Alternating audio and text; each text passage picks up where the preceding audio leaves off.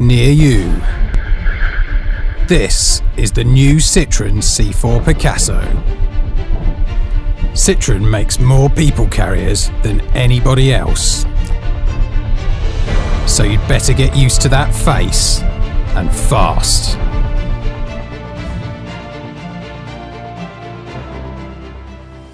While the Citroën's latest rival, the Fiat 500L, turns the clock back with retro design, the C4 Picasso looks like the car of the future.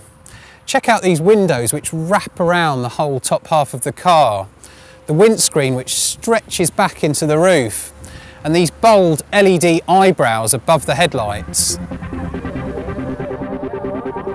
Oh, it's just a regular diesel engine. I was hoping for something more space age.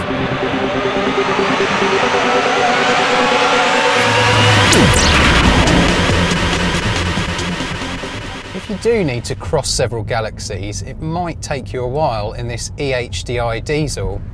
It's got a fairly modest 115 brake horsepower, so 0 to 60 takes about 12 seconds, and you'll need to shift down at the first sight of a hill. Fuel economy is where the Picasso excels.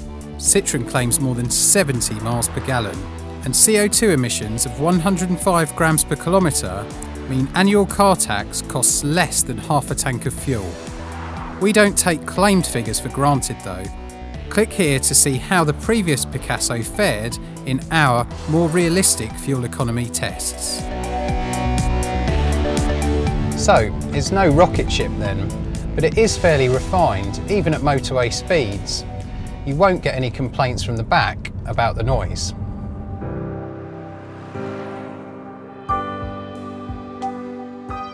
In fact, you won't get any complaints, full stop.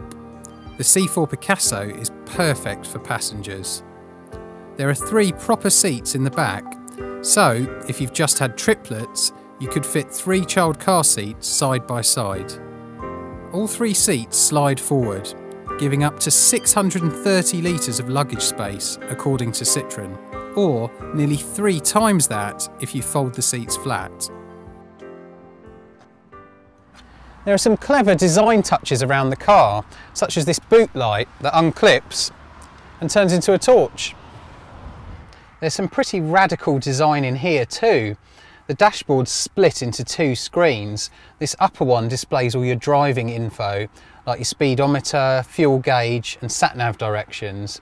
And you can even change the wallpaper, like on your PC at home. The lower touchscreen controls the stereo, nav, aircon, almost everything on the car in fact. But while it looks cool, having to navigate all those submenus is more complicated than just pressing a physical button. Or maybe I'm just being old-fashioned. The Ford C-Max proved that even people carriers can be fun to drive. Sadly, that isn't the case with the Picasso. The steering's very light and it doesn't offer that much feedback. And it wallows a bit around corners where the Ford just grips and goes. Does that matter? Not really. This is a car built for comfort, not speed, and its soft suspension copes with potholes and bumps very well.